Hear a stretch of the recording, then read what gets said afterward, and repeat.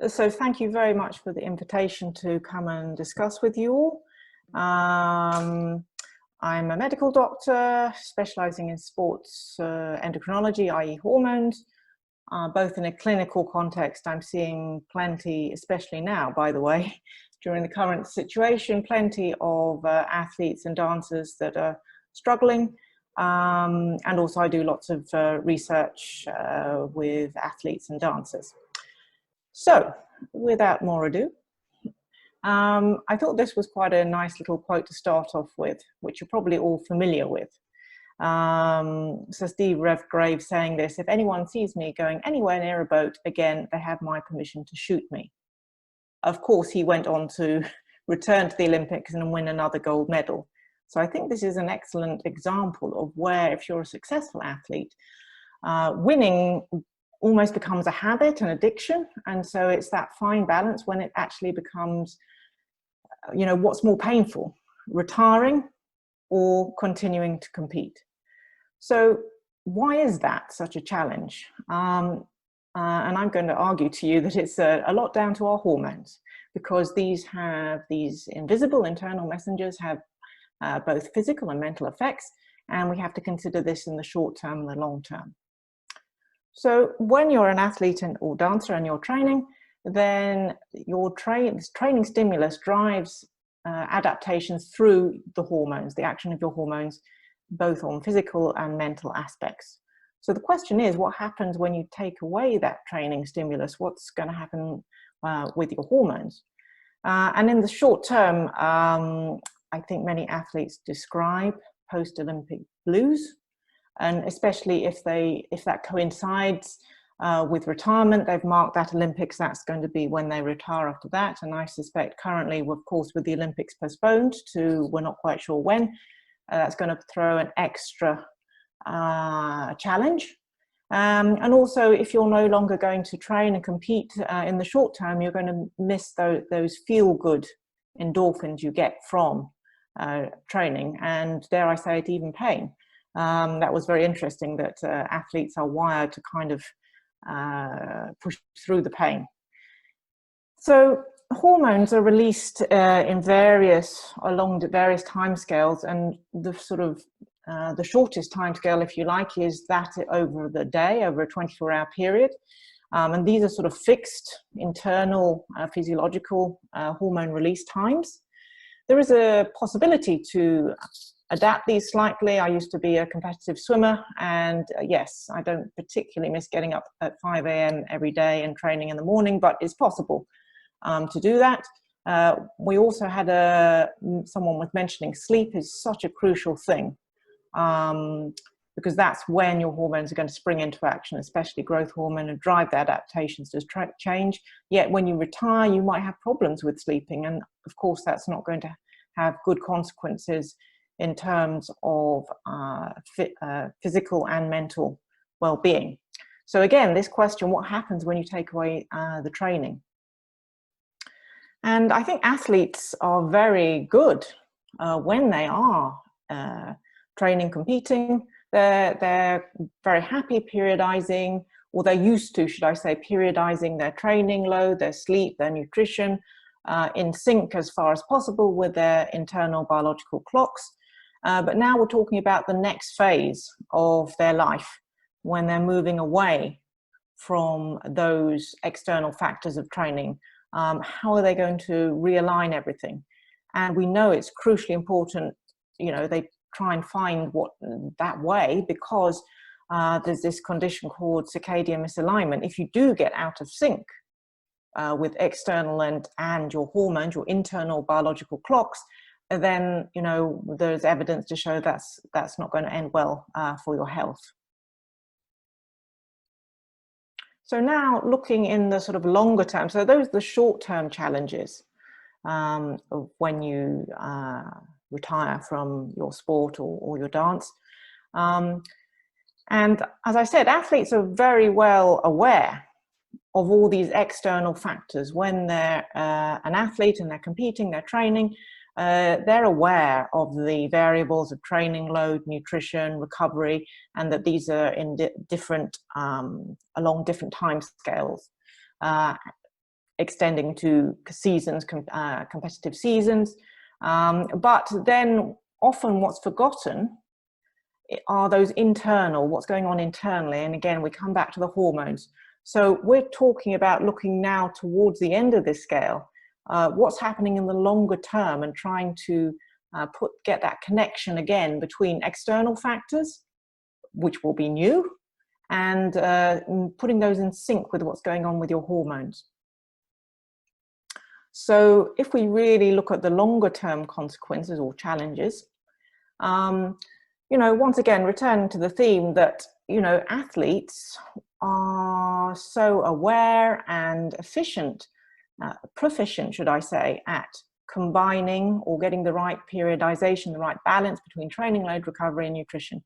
This is, of course, what's essential to be healthy and therefore compete to your top level of your potential.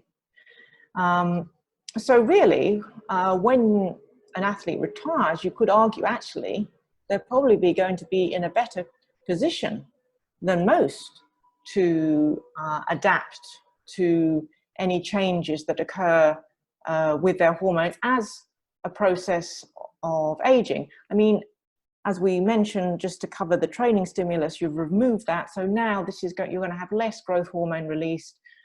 Your insulin sensitivity won't be so acute. And dopamine, that's the feel-good reward hormone neurotransmitter, you're not going to have so much of that around because you're not training so much.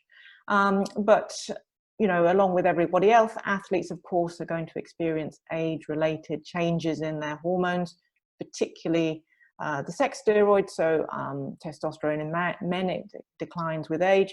Women, of course, it will decline, and there's more of an abrupt change when they reach the menopause and their periods stop. And there's a natural age-related decline in growth hormone. And the consequences of these, and this is common to everybody, you know, unfortunately, and I'm sort of putting myself in this category because I'm sort of the older end of the spectrum, your body composition changes, you know, it becomes more of a struggle to maintain lean mass, bone density, especially for women when they approach the menopause, that decreases. And of course, you know, the consequent mental adjustments. But again, I would argue that actually athletes are well positioned to manage these changes. I mean, they're new challenges, without doubt, the age-related changes with your hormones, but you could argue that they are finely tuned and they would be able to deal with these maybe better than others. However, that's the ideal scenario. But as we know, life is never that simple, especially for an athlete. So although I said an athlete who's got a good balance of these factors of training load, recovery, nutrition, they'll be in great health and be able to perform well. However, you know, it's difficult to get this right, isn't it? So any episodes where there was a high training load with not matched with sufficient recovery, they may have been had episodes where they were towards overtraining syndrome, but equally athletes, it's difficult to physically get the nutrition right in terms of timescales if you've got a very busy training schedule.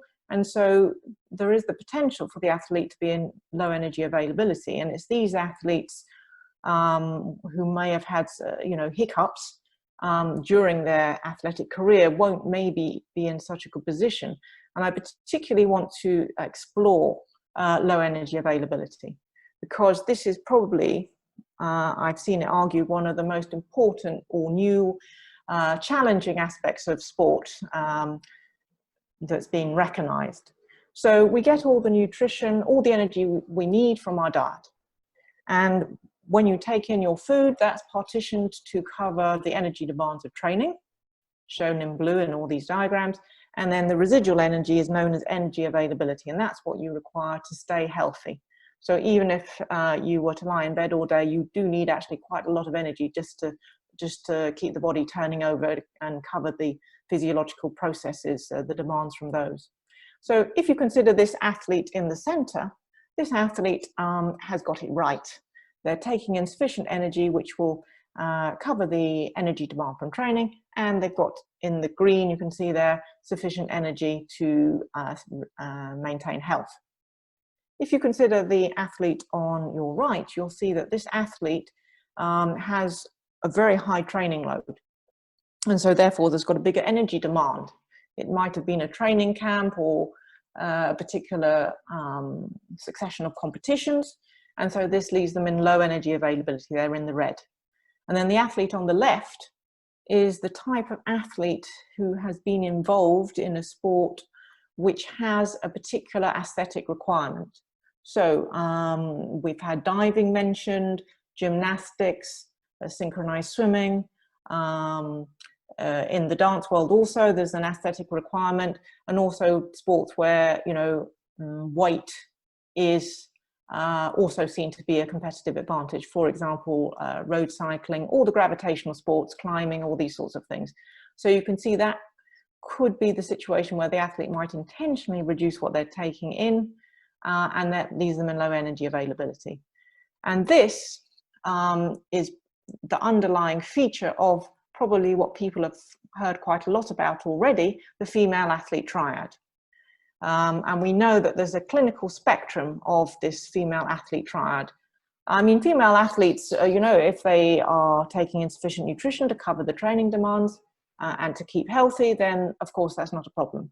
But those that end up in low energy availability, whether it's intentionally because of the aesthetic requirement of their sport, or it's unintentionally because of the very, very high training load, these are the female athletes that have been recognized since the 80s to be at risk of poor bone health and menstrual disruption. But since that initial description of the female athlete triad, we have now, from the IOC, International Olympic Committee's consensus statement published in the BJSIM, British Journal of Sports and Exercise Medicine, we are now look on this situation of low energy availability as REDS, relative energy deficiency in sport. And you can see that the female triad is still incorporated in that syndrome, in that clinical model. But we now recognize there are far-reaching consequences of low energy availability beyond the female athlete and menstruation and bone health.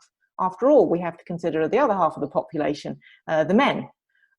So we recognize now this situation can also impact men. And you can see there, actually, in terms of male athletes, underneath that's Chris Boardman, who was a British cyclist. And when he transitioned from track cycling to road cycling, he describes quite eloquently how he intentionally reduced what he was eating because he believed that being lighter weight for road cycling would confer a performance advantage. He retired in his early 30s. He had osteoporosis. So that was sort of the first situation of the consequences of REDS in a male athlete, severely affecting their bone health. I want to particularly draw your attention, though, to the fact that, you know, the psychological aspect of this. Obviously, if you're a driven, determined athlete or dancer, you know, you're going to be very self-disciplined. Like we spoke about pushing through pain, this would also include being quite regimented, maybe too regimented, or intentionally restricting what you're eating. And this can therefore result in a situation of low energy availability. And in this situation, it has many physical consequences, as you can see from that diagram. However, from Margot Mountjoy, however, it also has psychological aspects, and now the brain is not able cognitively to work so well to process the information, so it's a vicious circle. And you might say, well, okay, that's all very well and good, these health consequences, like we've heard, many athletes are willing to take short-term, what they believe to be short-term health consequences if they can win the medal, perform the gymnastic sequence, the dive, whatever it is. However, REDS recognizes that not only does this situation of low energy availability have an adverse effect on health, it also has an adverse effect on performance, and this is an aspect that the female athlete triad did not recognize. So this is now well documented, and as I say, relatively recent information.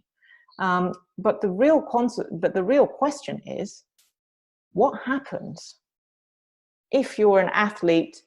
I mean, listen, if there are athletes maybe that have had a fantastic career and maybe they have been very fortunate, never had any issues with injuries or REDs or anything like this. And as I said, those are the ones where,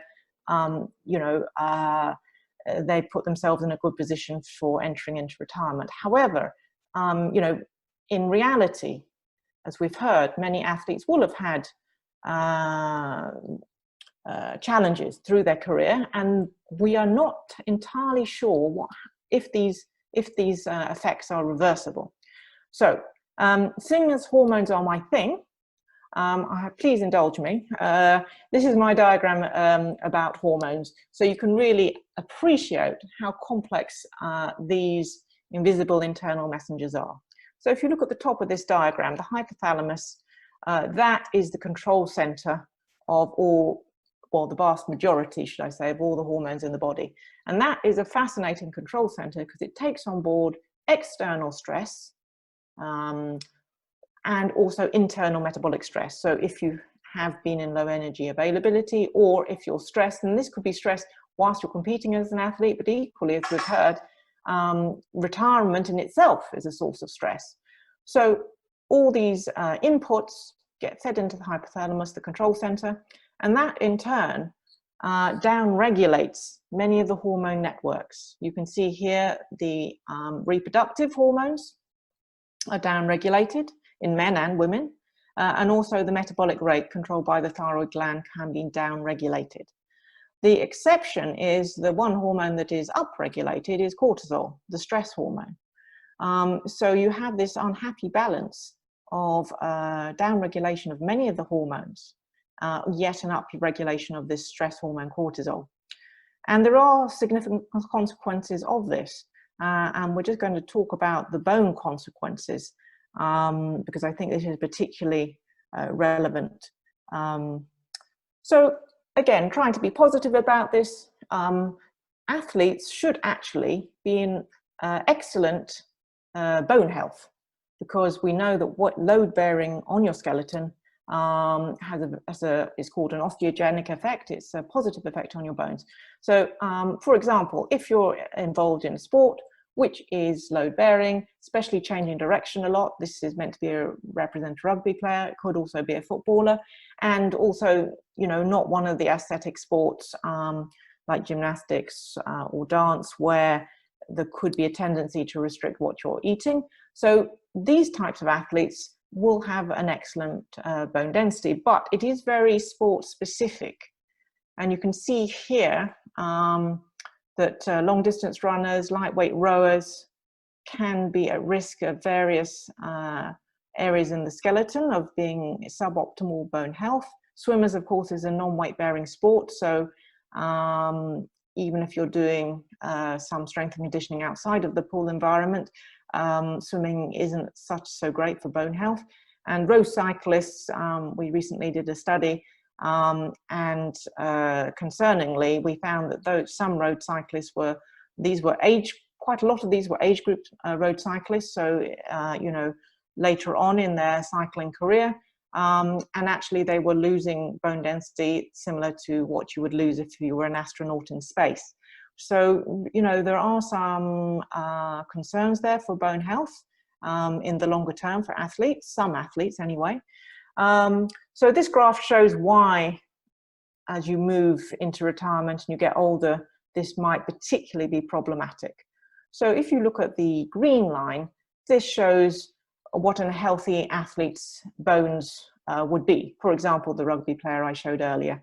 There's a rapid increase in bone density during the teenage years to reach peak bone mass, and then it remains relatively stable. And it's true, there is an age-related loss as you get older, moving into middle age.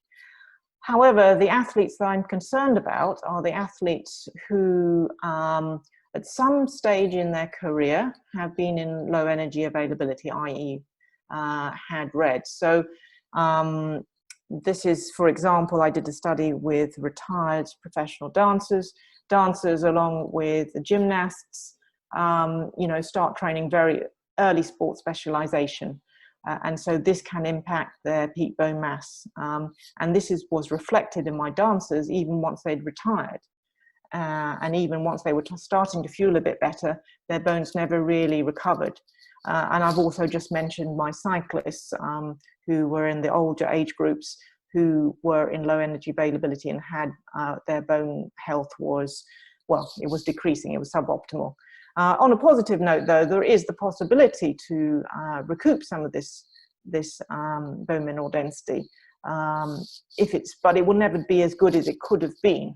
So that is a definite consideration for retiring athletes, especially if you've been involved in one of those sports or those disciplines where low bone mineral density may have been a problem. And certainly if you've had bone stress responses, injuries, stress fractures, that really is something that needs to be considered. So what about the long-term consequences of a sporting career on male and female hormones specifically? So this is, I love this diagram. I mean, this is not my diagram. I love what the female hormones do. This is beautiful choreography.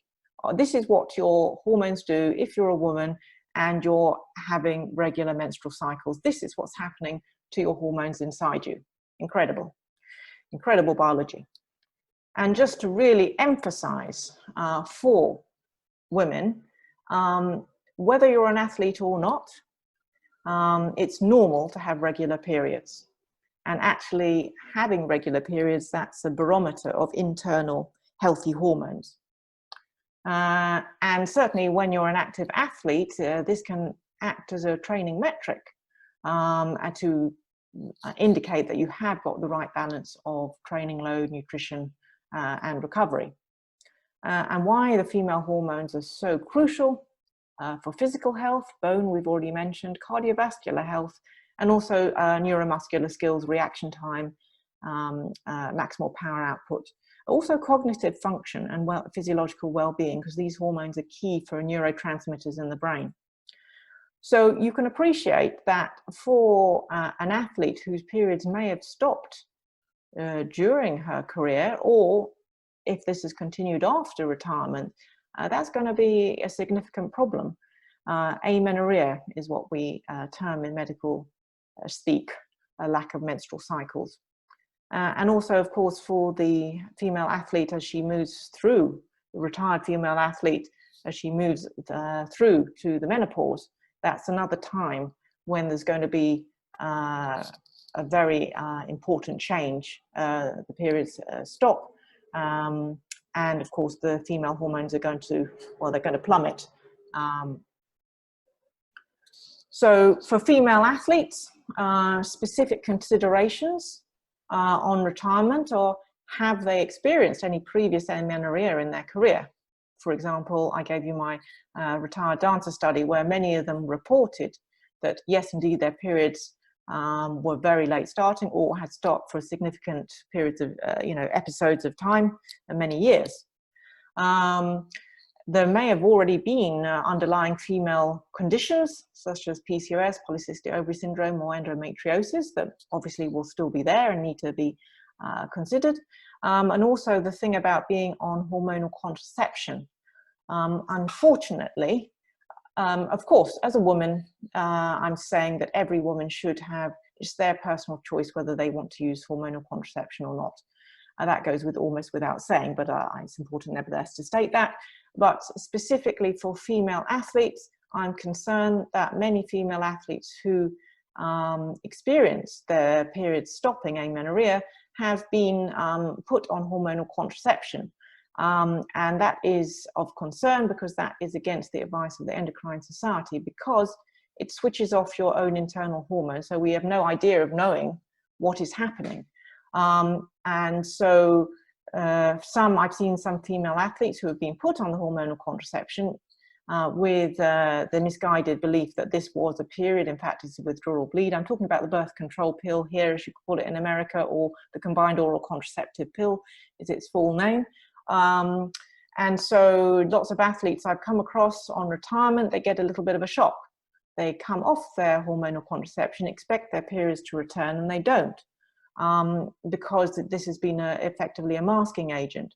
And so this, of course, has fertility implications, and we're not entirely sure what these are at this stage. And it's unclear whether there's any consequence of this on the menopause. Is the menopause earlier? I was discussing this with an athlete just this week. We're not entirely sure. And menopause, in any case, for any woman, is going to be a challenge. And hormone replacement therapy, I'm happy to answer any questions about that, the pros and cons, maybe in question time rather than here. But suffice to say, female athletes, you know, there are some longer term considerations. And just to mention at this point that any female athletes looking to move into coaching, I've written a course just recently for coaches working with female athletes, because what those bullet points, in my opinion, are not very well dealt with or discussed. And so the course hopefully provides some of that information. For male athletes, they're not off the hook, as I mentioned, Chris Boardman with his osteoporosis. And if those male athletes have experienced REDS and low testosterone during their sporting career, again, there's some uncertainty. Certainly in the case of Chris Boardman, his bones didn't recover that well. That's why he had to retire. And also male athletes that may have been using external hormones, testosterone, that's going to suppress your own internal hormones in a similar way that the combined oral contraceptive pill does for women. It suppresses your own internal hormones. So again, you know, there are concerns of fertility implications if this has occurred for the male athlete. And then slightly tricky subject, but I think we have to talk about this, is that you know, doping with hormones. In a recent study, survey, 75% of the adverse analytical findings from WADA were actually hormones, and these are the main suspects: the anabolic steroids, the peptide growth factors, and other hormone and metabolic modulators.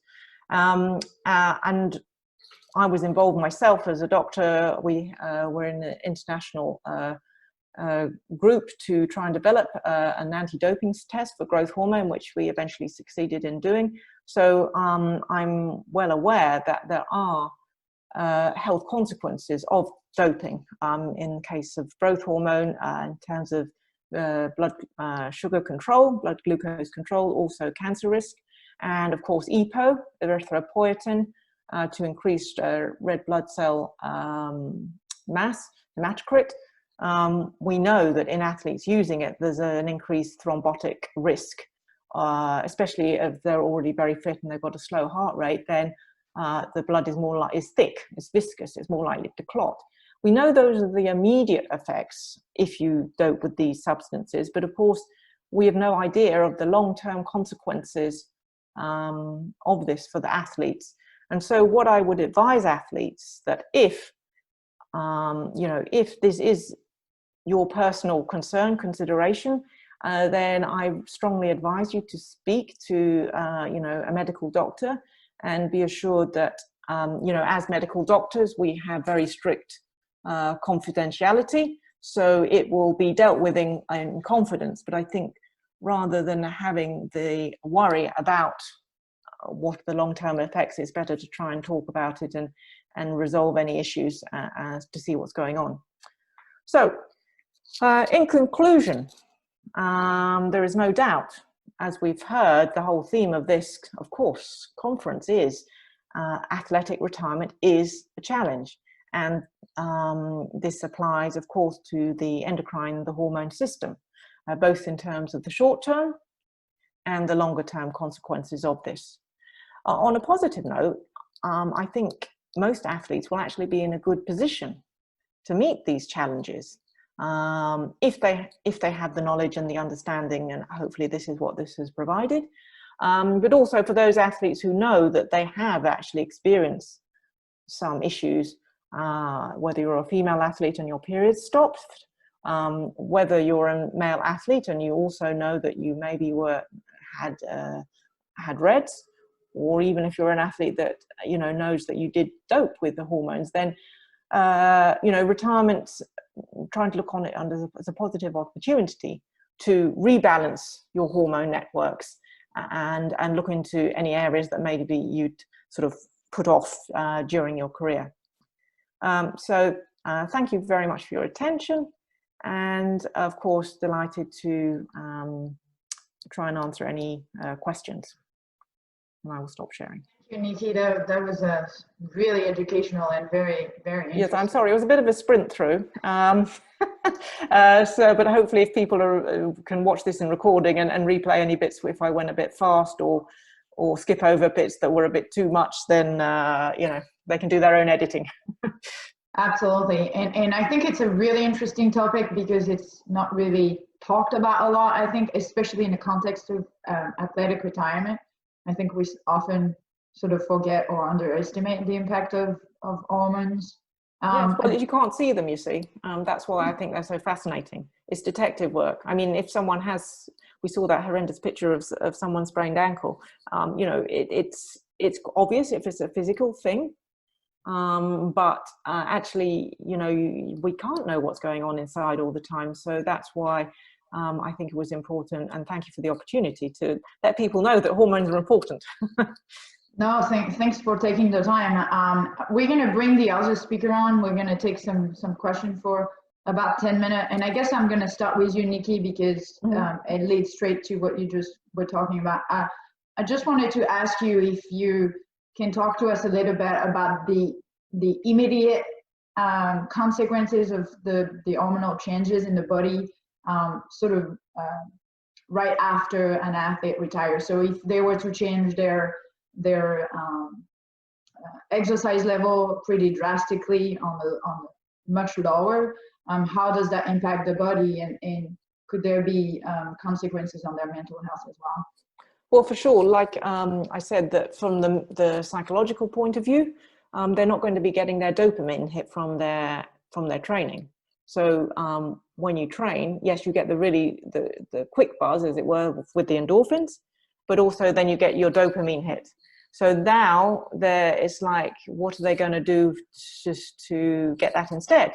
And for some people, you know, actually they've got something lined up, they've got something in mind, they've got a new challenge, whether they're going to train to be a coach, whether they're going to do something totally different, move into business, you know, whatever it is, they've got something that is going to give them that dopamine hit. But of course, for some athletes, they haven't quite figured that out, or anyway, or it doesn't work out as they hoped or something. And so that you're right, that's when athletes could potentially run into trouble and look for other ways of dopamine hits. I mean, obviously the obvious thing is you know, alcohol and drugs, etc. But also I'm thinking actually nowadays with social media, I mean, there's some good points on social media, there's also some bad points, you know, and getting affirmation of value for yourself. I think other people mentioned that in their talks, that you know, you think you're a gymnast, you're a runner, you describe yourself like that, and then suddenly that's gone. So now looking for affirmation of what it actually goes back to your hormones, because you haven't got the dopamine there anymore. But also from a physical point of view, like I said, you won't have such high levels of growth hormone because the main stimulus for growth hormone release is sleep and training, and that has a big impact on your body composition.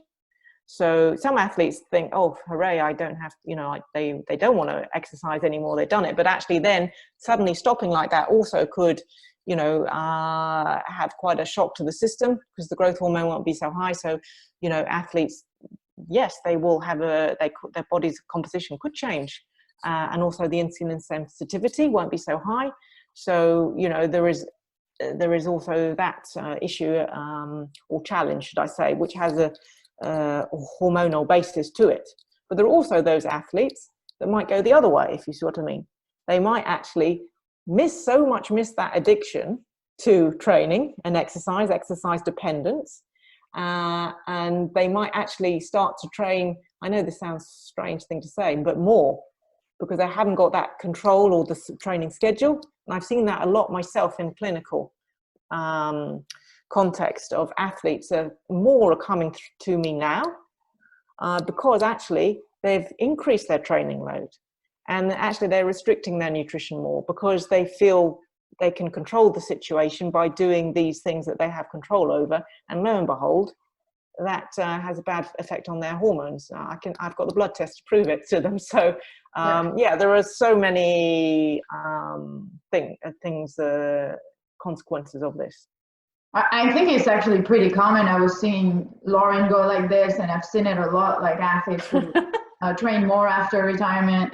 And like you said, they're looking for the external stimulus that can replace what they used to have, and they're looking to stay in control of the few things that they're still in control of.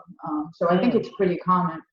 We had someone yesterday that really talked a lot about being a student of the game and really educating yourself when you're an athlete. And I think it goes to a lot of things that you guys have talked about on just educating yourself when you're still competing. So I wanted to ask you one last question, and we also have one from the audience. But for each one of you, if based on your specialty, if you have a specific recommendation to improve that level of preparation before an athlete transition. And then sure. Shall I quickly do mine, and then I'll give over to the others. There you go. Yeah, I think preparation. I know it sounds boring, but preparation. I mean, as an athlete, you prepare yourself, don't you, to go to the competition. You do your training, you get the nutrition right, you get your, well, for me as a dancer, you make sure your favorite pair of point shoes are ready or whatever it is, everything. You prepare everything. You're used to preparing things.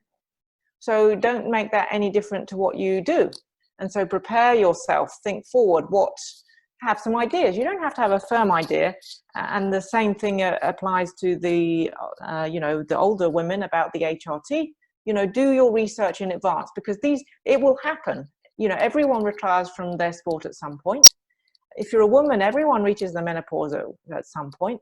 So trying to, I know it's difficult to look ahead that far, but I think preparation and just getting some ideas, and because otherwise you're totally devoid and without a sort of an idea of where you're going to go, I think that's when, in my opinion, that's what I'm seeing, that's when athletes, dancers run into problems. They haven't sort of thought it through, or just at least got some ideas.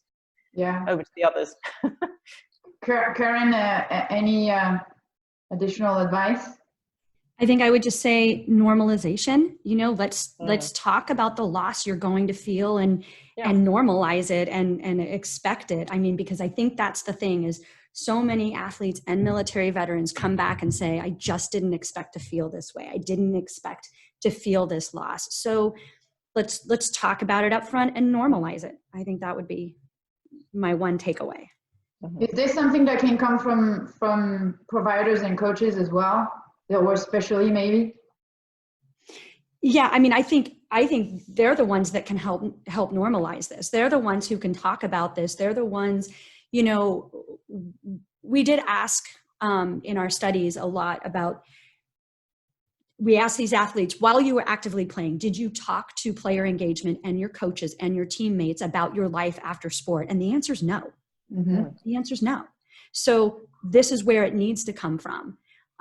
Player engagement, coaches, they're the ones that need to normalize this and talk about, hey, this is gonna, it's gonna suck. You're gonna feel like not good, and it's okay. And we're here, and to have those resources and to look at the whole person, to not just think it's enough. I mean, even in the veteran space, when we've talked about transition and the focus on career, everybody thinks if we just have a new career, a next phase, it's going to be okay. Well, that's not the case, because here in America, you've heard the statistic of 22 veterans a day take their own lives. Well, they have jobs, and it's just not enough. We have to look at the whole person. So I think for providers and for coaches and player engagement and all of that, we need to start talking about the fact that this social emotional component is normal, because we shy away from anything that feels or sounds like mental health. Mm-hmm. Nobody wants to kind of talk about it, hasn't it? And we have to. Lauren, do you want to add to Karen? Yeah, I think it's also just an element of being that consistent dialogue, because as Karen's saying, I've had those conversations. And then someone who's transitioning out has said, this would have been really great if I had this when I was a rookie. And I'm like, funny that you say that, because I did talk to you about that as a rookie. So like also recognizing, like I was saying earlier, there's sometimes just like they say no, what Karen was saying, no, I didn't have that. And you're like, but you did. You just weren't ready to hear it. So we also have to recognize, even with programs, I've been lucky enough to be involved with the programs that are providing this service on the upfront, in the front lines, you know, long before that, and they're not ready for it. And so that's where we've got to just recognize that we have to meet them where they are. We can give them that information. I mean, sometimes I'll talk to the rookies and say, all I hope is they like, don't leave the binder on the table when they walk out, and that they remember who to contact when they're transitioning. They're probably not going to listen or hear and absorb everything we're telling them. You know, their eyes glaze over. So that consistent messaging and the normalization, you know, recognizing transition is almost kind of that dirty word. That means the end. Mm-hmm. But it happens throughout our whole career. You transition, you know, onto varsity, into college, out of college, you know, and also saying like, hey, this is just one more transition. And even as an athlete, it's not your last transition. Yeah. You're going to have a lot more of them. And so that's one way I try to normalize it. You've already experienced a bunch, done it successfully. We're going to do this one successfully. And guess what? There's going to be another one. Yeah. And keep going. Yeah, and that transition isn't the end. It's an opportunity for growth. Like if you see it as that, it's an opportunity for growth. It's not the end. I really like the repetition aspect. I think, Lauren, is really important because it needs to be a coordinated effort. I think athletes have started to speak up more about what they did, what their struggles were through their transition process. But we also need coaches at every single step of the journey to repeat the same message. We do know that the coaches have a stronger voice and influence on their athletes and perhaps other service providers that are around the athletes. And so getting the coaches on board and saying that message throughout middle school, high school, college, and so forth, right? I think is really important in repeating it over and over. So we out of time for this morning, ladies. Thank you so much for joining us and sharing. I will share your contact detail with the audience and pass on any information that you have. Thank you everybody for joining us. We actually resume at 10 o'clock Pacific for our next session. We're going to continue to talk about impact of athletic retirement, but this time we're really going to focus on ideas on how to maintain exercise, nutrition, wellness, sleep, and daily healthy habits. So ladies, thank you so much. Everybody, see you in 25 minutes. Thanks. Thank you. Bye. Bye.